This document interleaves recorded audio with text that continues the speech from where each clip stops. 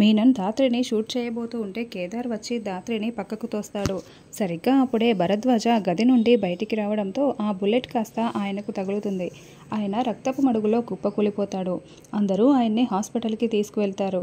Sir మీకేమీ కాదు sir అని ధాత్రి ధైర్యం చెప్తూనే హాస్పిటల్కి తీసుకువెళ్తుంది. డాక్టర్లు ఆయనకి సర్జరీ చేస్తూ ఉంటే బామ్మ దేవుణ్ణి వేడుకుంటూ ఉంటుంది. ఇదంతా ఆ జగదాత్రి వల్లే వచ్చింది అని రాగిని రేఖ తిడుతూ ఉంటారు.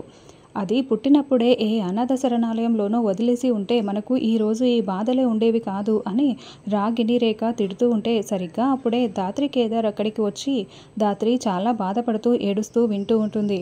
ధాత్రి వాళ్ళ మాటలు నీకు కొత్తేమీ కాదు, నువ్వు వినకడం కూడా కొత్తేమీ కాదు, పద ధాత్రి అని కేదార్ సర్ది చెప్తూ ఉంటాడు. ఇక ధాత్రి నిషి రాగిని రేఖ దగ్గరికి రాగానే ఏంటి మహాతల్లి ఇలా వచ్చావు, ఇప్పుడు కళ్ళ చూసావు కదా చావుని, ఇంకా నీ కళ్ళు చల్లబడలేదా అని ముగ్గురు విరుచుకుపడిపోతారు. నేనెందుకు నాన్నని చంపుకోవాలనుకుంటాను అని ధాత్రి అంటుంది. నీ వల్లే కదా, నువ్వు కేసు పెట్టడం వల్లే కదా ఇప్పుడు మా అన్నయ్యకి ఇలాంటి పరిస్థితి వచ్చింది. ఇంత జరిగిన తర్వాత కూడా నువ్వు కేసు ఏమైనా వాపస్ తీసుకొని వస్తున్నావా? లేదే, అంటే ఇంకా మా ప్రాణాలు కూడా తీయాలనే కదా అనుకుంటున్నావు అని నిషి రాగిని తిడుతూ ఉంటారు. అది కాదు, నేను చెప్పేది వినండి, మనమందరము ప్రశాంతంగా ఉండటానికే నేను ఈ కేసు పెట్టింది అని ధాత్రి అంటే, మహాతల్లి మేమిప్పుడు ప్రశాంతంగానే ఉన్నాము, నీ వల్లే ఇలా ఏడవలసి వస్తుంది, వెళ్ళవే వెళ్ళు అని నిషి తిడుతూ ఉంటే, ఒకసారి నాన్నని చూడాలి అని ధాత్రి అంటుంది. నిన్ను లోపలికి అడుగు కూడా పెట్టనివ్వము, మర్యాదగా వెళ్తావా లేదా అని రాగిని రేఖ తిడుతూ ఉంటారు. ఏంటి లోపల సర్జరీ జరుగుతూ ఉంటే మీరు ఇలా అరుస్తున్నారు అని సిస్టర్ వచ్చి అరుస్తూ ఉంటుంది. వెళ్ళవే, నిన్ను చూడనివ్వము అని మీ అమ్మ అవినీతి పరురాలు అని నిషి రాగిని రేఖ తిడుతూ ఉంటే, ఏంటండి ధాత్రిని అలా మాట్లాడుతున్నారు, అర్థం చేసుకోండి అని కేదార్ అంటాడు. అప్పుడే ధాత్రి కేదార్ నువ్వు ఇంకేమీ మాట్లాడకు అని ధాత్రి ఏడుస్తూ పక్కకు వచ్చి కూర్చొని ఉంటుంది. ఏంటి ధాత్రి నేను మాట్లాడుతుంటే మాట్లాడనివ్వలేదు అని కేదార్ అంటాడు. లేదు కేదార్, నా ఫ్యామిలీ అంతా సంతోషంగా ఉండాలనుకున్నాను, కానీ నా వల్ల ఇలా బాధపడాలని నేను ఎప్పుడూ కూడా అనుకోలేదు. చూడు నా వల్ల ఎలా బాధపడుతున్నారో అందరూ, నాన్నకు చూడు ఎలా అయిందో. లేదు ఇది నా స్వార్థమా లేకుంటే న్యాయమా అని ధాత్రి అంటే, ధాత్రి కలలో కూడా నువ్వు అలా ఆలోచించకు, ఇదంతా మంచి కోసమే అని నువ్వు కరెక్ట్గా చేస్తున్నావు అని కేదార్ అంటాడు.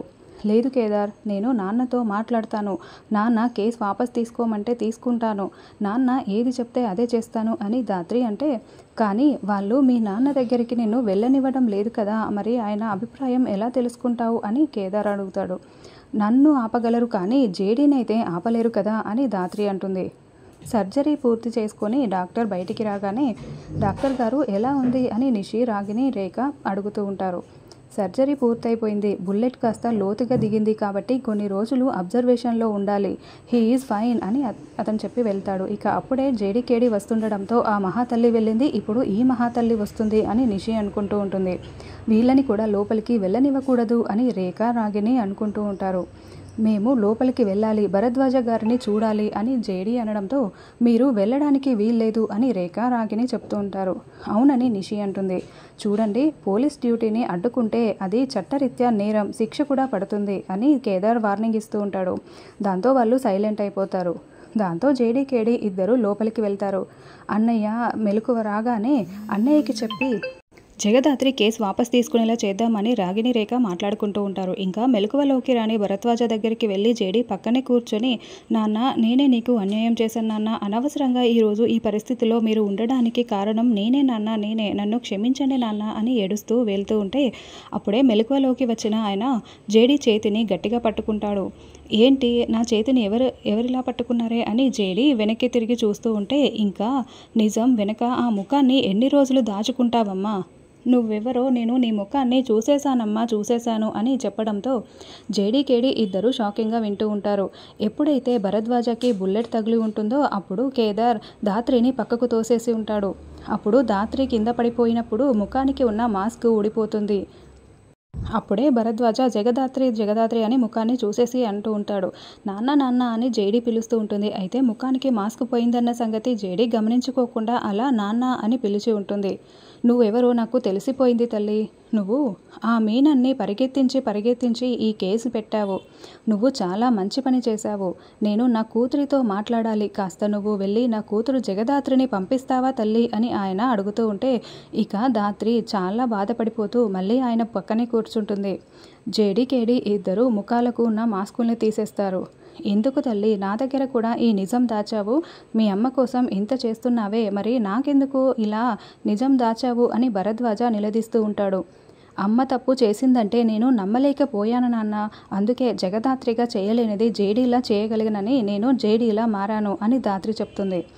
మీకెవరికి ఎలాంటి ప్రమాదం రాకూడదనే దాత్రి ఈ విషయాన్ని దాచిపెట్టింది అని కేదార్ చెప్తూ ఉంటాడు. ఏదైతే భయపడ్డానో ఈరోజు అదే జరిగింది నాన్న. ఈరోజు మీ ప్రాణాల మీదకి వచ్చింది నాన్న. మీరు ఒక్క మాట చెప్పండి నాన్న, ఈ కేసు వాపస్ తీసుకోమని చెప్పండి నాన్న. బయట అందరూ కూడా నేను చేస్తున్నది తప్పు, కేసు వాపస్ తీసుకునే దానివి, ఇలా మీ నాన్న ప్రాణాల మీదకి తెచ్చేదానివి కాదు అని తిడుతున్నారు. మీరు ఒక్క మాట చెప్పండి నాన్న, నేను కేసు వాపస్ తీసుకుంటాను అని దాత్రి అంటే, లేదు తల్లి, నేను నా భార్యని గెలిపించలేకపోయాను. కూతురుగా నువ్వు మీ అమ్మని గెలిపించు. నా భార్య కావ్య ఒక సిన్సియర్ పోలీస్ ఆఫీసర్ అని అందరూ గుర్తుపెట్టుకునేలా నువ్వు నిరూపించాలమ్మా, నిరూపించాలి. నా చెల్లెలు భర్త నా భార్య వల్ల పోలేదని నువ్వు నిరూపించాలి. నా చెల్లెలు బాధకి నా భార్య కారణం కాదని నువ్వు నిరూపించాలి. అలా నిరూపిస్తానని నువ్వు నాకు మాట ఇవ్వు తల్లి అని ఆయన చేయి చాచి ప్రమాణం చేయమని అడుగుతూ ఉంటాడు. దాంతో కేదార్ కూడా చాలా సంతోషపడుతూ ఆనంద బాష్పాల్ని కారుస్తూ ఇవ్వు దాత్రి, మాట ఇవ్వు అని చెప్తూ ఉంటాడు. నాన్న, నేను నీకు మాట ఇస్తున్నాను. అమ్మ ఏ తప్పు చేయలేదని నేను నిరూపిస్తాను నాన్న, నేను నిరూపిస్తాను అని దాత్రి మాట ఇస్తుంది. కేదార్ లేందే జగదాత్రి లేదు, జగదాత్రి లేందే కేదార్ లేడు అని ఆయన అంటూ ఉంటాడు. అవునని ఇద్దరు చాలా సంతోషపడుతూ ఉంటారు. అంతకన్నా ముందు మీరు నాకు ఒక మాట ఇవ్వాలి. అదేంటంటే సిరి పెళ్ళిని మీరే దగ్గరుండి జరిపించాలి. నన్ను డాక్టర్ కొన్ని రోజులు కదలకూడదని చెప్పారు. కాబట్టి సిరి పెళ్ళిని మీరే దగ్గరుండి జరిపించాలి. సిరి పెళ్ళి పోస్ట్పోన్ అవ్వడం నాకు ఇష్టం లేదు, ఇప్పుడే జరిగిపోవాలి అని ఆయన చెప్పడంతో, కానీ పిన్ని అత్తయ్య అసలు ఒప్పుకోరు అని దాత్రి అంటే, వాళ్ళని ఒప్పించే బాధ్యత నాది, మీరు చేస్తారు కదా అని మాట ఇవ్వండి అని అనడంతో అప్పుడు కేదార్ కూడా రాగిణి గారిని రేఖ గారిని తలుచుకుంటే బుల్లెట్ ట్రైన్ పరిగెత్తుకొస్తున్నట్టు నాకు అనిపిస్తూ ఉంటుంది. అయినా కూడా నేను మీకు మాట ఇస్తున్నాను, సిరి పెళ్ళిని మేమిద్దరం దగ్గర ఉండి జరిపిస్తాం అని కేదార్ అంటాడు. సరే, పిన్ని వాళ్ళు బయట మా కోసం వెయిట్ చేస్తున్నారు, మేము బయటికి వెళ్ళొస్తాం అని దాత్రి చెప్పడంతో జగదాత్రి ఒక్క క్షణం ఆగమ్మా అని ఆయన పడుకునే జగదాత్రి ఐపీఎస్ అంటూ సెల్యూట్ చేస్తూ ఉంటాడు. దాత్రి చాలా సంతోషంగా ఆ సెల్యూట్ని చూసి బయటికి వెళ్తుంది. అయిపోయాయా మీ ఇంట్రాగేషన్లు అని నిషి అడగడంతో, అయిపోయాయి, మీరు వెళ్ళి చూడొచ్చు అని జేడీకేడి బయలుదేరి వెళ్ళిపోతారు. నా భార్య కావ్య కూతురు ఐపీఎస్ అయింది, జగదాత్రి ఐపీఎస్ అని భరద్వాజ చాలా గొప్పగా అనుకుంటూ సంతోషపడుతూ ఉంటాడు.